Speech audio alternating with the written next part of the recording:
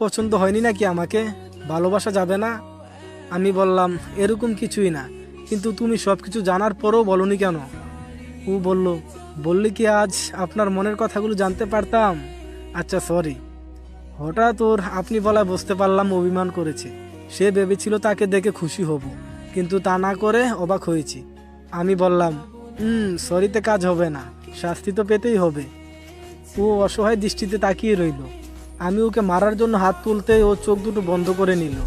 আমি আর দেরি না করে ওকে কোলে তুলে নিলাম। উপমা আরও বেশি ভয় পেয়ে গেল, কিন্তু চোখ এখনো বন্ধ। ও ভাবছে কি হচ্ছে এসব।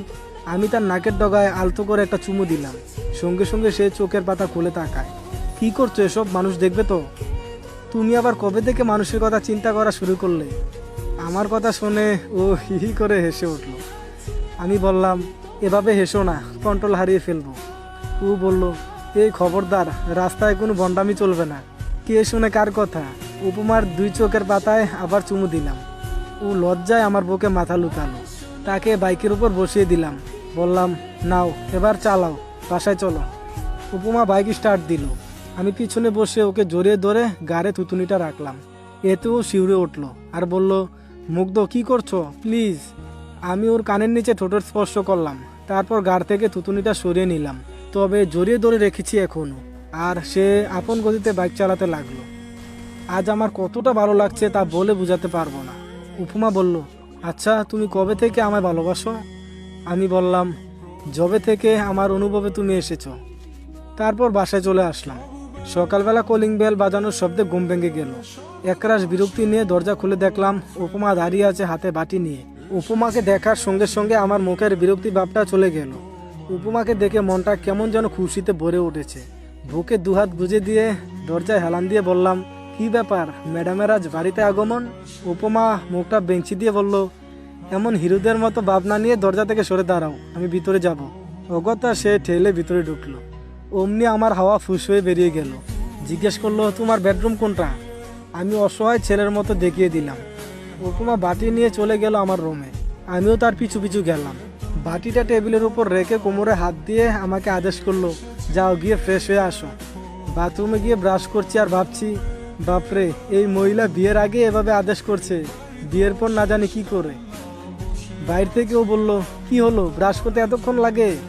এই মেয়ে তো দেখি আমাকে সবসময় দৌড়ের উপরে রাখবে। তাড়াতাড়ি ফ্রেশ হয়ে চলে গেলাম। বাসায় আমাকে আদেশ করা হচ্ছে, তাই না? একবার চলো থানায়, তারপর দেখবে মজা। ইতিমধ্যে উপমা খাবার প্লেটে বেড়ে ফেলেছে, তাও আবার আমার পছন্দের বুনা খিচুড়ি। আমি খুশি হয়ে বিছানায় বসলাম। প্লেট হাতে নিয়ে খেতে যাব, অমনি উপমা হাত থেকে প্লেটটা নিয়ে খাইয়ে দিতে লাগলো আর বলল, তোমার যে হাত কেটেছে এটা আমি জানি, তাই আমি খাইয়ে দিচ্ছি। আমি ওর দিকে একটা মায়াবী চাউনি নিক্ষেপ করে খেতে শুরু করলাম। মেয়েটা কত সুন্দর করে খাইয়ে দিচ্ছে। কখনো আবার ঠোঁটের কোণে খাবার আটকে গেলে সেটাকে আলতো করে সরিয়ে দিচ্ছে। এতটা ভালোবাসা আমার কপালে ছিল। কথাটি সত্যি, দুঃখের পরে সুখ আসে। এই তুমি কাঁদছো কেন? উপমার কথায় হুঁশ ফিরল আমার। চোখের পানিতে গাল দুটো ভিজে গেছে। বললাম, ছোটবেলায় এভাবে আদর করে মা খাইয়ে দিত, এভাবে কেউ খাইয়ে দেয়নি, কতকাল হয়ে গেল। আজ তোমার এই মায়ের মতো ভালোবাসা দেখে মায়ের কথা মনে পড়ে গেল। উপমা প্লেটটা ডান হাতে নিয়ে বাম হাত দিয়ে আমার চোখের পানি মুছে দিল। অতীতের কথা ভেবে কি হবে বলো? শুধু শুধু মনটাকে কষ্টের সাগরে ভাসিয়ে দেওয়া। এখন ভাববে শুধু বর্তমান নিয়ে। বর্তমানে ভালো থাকলে ভবিষ্যতে ভালো থাকতে পারবে। আমি উপমাকে জড়িয়ে ধরলাম। এই দুনিয়ায় আমার সকল আপনজন আমায় ছেড়ে গেছে, তুমি কখনো আমায় একলা করে যেও না। উপমা বলল, যাওয়ার আগে নিজের করে নাও। হ্যাঁ, তাই করতে হবে। হয়েছে, এখন বাকিটুকু খেয়ে নাও। আবারও খাইয়ে দিচ্ছে। খুব ভালোই লাগছে ওর হাতে খেতে। যেমন মিষ্টি মেয়ে, তেমন ওর হাতের রান্নাটাও অতুলনীয়। খাইয়ে দিতে দিতে ও বলে উঠল, শোনো, পুরুষ মানুষ এতটা আবেগী হলে চলে না। পুরুষদের হতে হবে কঠোর, না হলে যে কেউ মন নিয়ে খেলা করবে। খাওয়া শেষ করে উপমা ওঠার সময় বলে, একটা কথা বলি, রাগ করবে না তো? আমি বললাম, বলো, রাগ করবো কেন? উপমা বলল, কাল আমি ইচ্ছে করে তোমার হাত কেটে দিয়েছি, যাতে তোমাকে খাইয়ে দিতে পারি। বলেই কলিজা ছিদ্র করে একটা হাসি দিল। ইস রে, আমি তো এই হাসিতেই কাবু হয়ে গেলাম। ওর বাম হাত ধরে হেঁচকা টান দিয়ে বুকের সাথে মিশিয়ে নিলাম। প্লেটটা মেঝেতে পড়ে ভেঙ্গে একাকার। বললাম, আমার সাথে শয়তানি তাই না? এবার দেখাচ্ছি মজা। বলেই উপমা ঠোঁটের কাছে নিজের ঠোঁট দুটো নিয়ে গেলাম। দুজনার নিঃশ্বাস বাড়ি খাচ্ছে ঠোঁটের ওপর। উপমা বলল, মুগ্ধ কি করছো? আমি বললাম, আমার হাত কেটে দেওয়ার মজা বুঝাবো। প্লিজ কিছু করো না।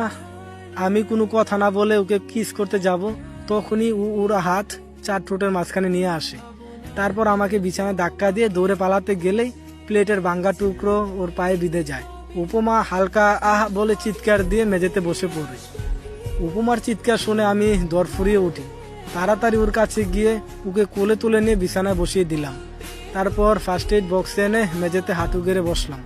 কাচের অনেকটা অংশ ঢুকে গেছে পায়ে।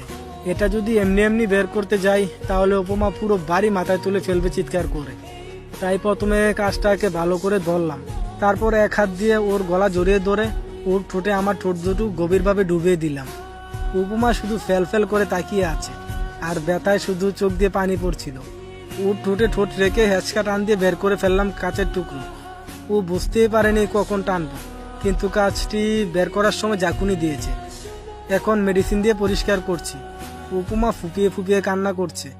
ওকে সান্ত্বনা দিয়ে বললাম, আরে বাচ্চাদের মতো কাঁদছো কেন? কিছু হয়নি, এখনই ঠিক হয়ে যাবে। কিন্তু ওর কান্না থামছেই না। পরিষ্কার করে ওর কাটা জায়গায় আলতো করে একটা চুমু দিলাম। এরপর ব্যান্ডেজ করে দিলাম আর বললাম, এত ছটফট করো কেন সব সময়? ও বলল, ভালো লাগে তাই। ও আমার বুকে মাথা রেখে বুকে হাত বুলে দিতে দিতে বলল, চলো না বিয়ে করি। আমরা দুজন রিলেশন শুরু করেছি, এটা থানা জানাজানি হলে কেলেঙ্কারি হয়ে যাবে। তাই ভালো হয় বিয়ে করে ফেলি। আর তুমি একটু বেশি রোমান্টিক হচ্ছ, খালি কিস করতে চাও। আমিও তাই ভাবছি, কিস করার জন্য হলেও একটা বউ চাই। কথাটা শুনে ও আমার বুকে কিল ঘুষি মারতে শুরু করে। 2 দিন পরে থানার সবাইকে জানিয়ে দিলাম আমাদের বিয়ের সিদ্ধান্ত। সবাই মিষ্টি খেতে চাইলো। সবার সামনে যখন আমার আর উপমার বিয়ের কথা বলছিলাম, তখন উপমা বিয়ের কথা শুনে লজ্জায় সবার সামনেই আমার বুকে মাথা লুকিয়েছিল। কিন্তু সে ভুলেই গেছে যে আরো বেশি লজ্জায় পড়ার কাজ করলো। সামনে যে এসপি স্যার দাঁড়িয়ে আছে সেটাও ভুলে গেছে। মেয়েরা এতটা লজ্জাবতী হয়? এখানে যে আমরাও আছি সেদিকে কি খেয়াল আছে? এসপি স্যারের কথাটি শুনে উপমা আরো বেশি লজ্জা পেল। আমার আর বুঝতে বাকি রইল না যে আর কিছুক্ষণ থাকলে ও লজ্জা ঠেলায় একবারে জ্ঞান হারিয়ে ফেলবে। তারপর আমি উপমাকে নিয়ে চলে আসতে যাব, ঠিক তখনই এসপি স্যার আমার কাছে এসে কাঁধে হাত রেখে বললেন, তোমাদের জন্য শুভকামনা রইল ইয়াংম্যান। ধন্যবাদ স্যার, দোয়া করবেন আমাদের জন্য। আর শোনো, 6 মাস আগে উপমার বাবা মা দুজনে মারা যায়। যদিও তোমাকে বলার কোনো কারণ নেই, তবুও বলছি, মেয়েটাকে কখনো কষ্ট দিও না। কিছুদিন আগে অনেক বড় একটা ধাক্কা সামলিয়েছে। এখন এই পৃথিবীতে ওর আপন বলতে শুধু তুমি। জি স্যার, আপনি চিন্তা করবেন না, আমি উপমাকে সব সময় সুখে রাখার চেষ্টা করব। উত্তরস্বরূপ এসপি স্যার মুচকি একটা হাসি দিয়ে চলে গেলেন। তারপর আমি উপমাকে নিয়ে নিজের কেবিনে চলে আসলাম। চেয়ারে বসিয়ে বললাম, তুমি খুশি তো? উপমা আমার কপালে আদর দিয়ে বলল, অনেক অনেক অনেক খুশি। জানো, যেদিন তোমাকে প্রথম দেখি সেদিনই ক্রাশ নামক অখাদ্য জিনিসটা খেয়ে ফেলেছিলাম। ভাবছিলাম এত কিউট গুলুমুলু একটা ছেলে আত্মহত্যা করতে যাচ্ছে। ভাবছিলাম তোমার সাথে তখনই প্রেম করা শুরু করব। কিন্তু পরে যখন শুনলাম তুমি ছেঁকা খেয়ে বেকা হয়ে গেছো, তখন আর সাহস পাইনি বলার।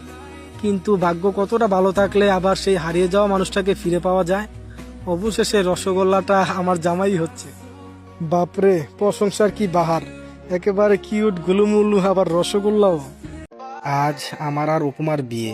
কত সুন্দর করে সাজানো হয়েছে বাড়িটি। চারদিকে কত সুন্দর সুন্দর রমণী গুড়গুড় করতেছে, কিন্তু আমি দেখতে পারছি না। বউয়ের সোজা কথা, কোনো মেয়ের দিকে তাকালে বাসর করে খাটের তলায় থাকতে হবে। সেই ভয়ে আর কোনো মেয়ের দিকে তাকাতেও পারছি না। বিয়ে বাড়িতে উপমার পরিবারের সকলেই রয়েছে, শুধু নেই আমার কেউ। এ নিয়ে আত্মীয়রা কত কানাঘোষা করছে, কারো কথাতেই কান দেয়নি। কারণ সমাজের লোকেদের কাজই হচ্ছে মানুষকে কিভাবে ছোট করা যায় সেই চিন্তা করা। আজ আমার পরিবারের কেউ নেই বলেই কথাগুলো শুনতে হচ্ছে। যদি এখানে আমার পরিবার থাকতো তাহলে হয়তো কথাগুলো শুনতে হতো না। এর দোষ আমি কাকে দিব? আমার নিজেকে দিব নাকি কপালকে দিব? সমাজের কথা চিন্তা করা তো সেদিনই ছেড়ে দিয়েছি যেদিন বুঝছিলাম সমাজ কখনো আমার আপন নয়। আপনি রাস্তায় পড়ে থাকুন, দেখবেন কেউ উঠাতে আসবে না আপনাকে। আর একটু উপরে উঠুন, দেখবেন নিচে নামানোর লোকের অভাব নেই। 2 দিন অসুস্থ হয়ে বিছানায় পড়ে থাকুন, দেখবেন কেউ দেখতে আসবে না। আর এলেও তাদেরকেই 1 কাপ চা তৈরি করে দিয়ে বলতে হবে, চাটা খেয়ে যান। সমাজকে আপনি খুব কাছে তখনই পাবেন যখন সুখ আপনার জীবনের প্রতিটি কোণায় কোণায় বাসবে। তাই এখন শুধু নিজেকে নিয়েই ভাবতে ভালোবাসি। অন্যকে নিয়ে ভাবতে গেলে নিজের প্রতি নিজের ভালোবাসা হারিয়ে যাবে। অবশেষে উপমাকে বউ সাজিয়ে নিয়ে আসা হচ্ছে, কিন্তু সে খুঁড়িয়ে খুঁড়িয়ে হাঁটছে। এখনো পায়ের কাটা জায়গা শুকায়নি, আসতে এখনো অনেকটা পথ বাকি। তাই আমি তাকে ইশারায় ওখানেই দাঁড়াতে বলি, সে তাই করে। আমি আর দেরি না করে উপমার কাছে গেলাম। সবাই শুধু তাকিয়ে দেখছে। আচমকা ওকে কোলে তুলে নিয়ে হাঁটতে শুরু করি। সবাই আহাম্মকের মতো তাকিয়ে রয়েছে। কেউ কেউ বলছে, দেখছিস ছেলেটার লজ্জা বলতে কিছুই নেই, এতগুলো মুরব্বীদের সামনে কিভাবে বেহায়ার মতো বউকে কোলে তুলে নিল। সেদিকে আমি কোনো কান দেইনি, কারণ আমার কাছে ভালোবাসার মানুষটার প্রাধান্য সবার আগে। আমি থাকতে আমার প্রিয় মানুষটি কষ্ট পাবে তা কি করে হয়? আমি যদি তার কষ্টকে মোচন করতে পারি, তাহলে সে কেন কষ্টকে আলিঙ্গন করবে? কিছু কিছু সময় বড়দের কাছে বেয়াদব হতে হয়, না হলে বুঝবেন না সে আপনার জন্য তার মনে কি চিন্তা পোষণ করে রেখেছে। উপমাকে আমার পাশে বসিয়ে দিলাম। লাল রঙের লেহেঙ্গা, মুখে হালকা মেকআপের প্রলেপ, ঠোঁটে লাল লিপস্টিক, সব মিলিয়ে আমার কাছে সে আসমানের পরী। উপমা আমার পাশে বসে একটা মিষ্টি হাসি উপহার দিল। আমিও মুচকি হেসে তাকিয়ে রইলাম তার মুখপানে। কি মিষ্টি লাগছে আমার বউটাকে। কিছুক্ষণ পর কাজী ও হুজুর এসে বিয়েটা পড়িয়ে দিল। অবশেষে আলহামদুলিল্লাহ ও কবুল বলে ছোট্ট পৃথিবীটাকে আপন করেই নিলাম। যখন উপমাকে বলা হয়েছে, বলো মা কবুল, তখন সে কি যে খুশি মনে কবুল বলেছে, সে দৃশ্যটি দেখলেই মনে শান্তির জোয়ার ভাসে। বোঝা গেছে আমার প্রতি তার ভালোবাসার টান কতটুকু। বাসর ঘরের সামনে দাঁড়িয়ে আছি।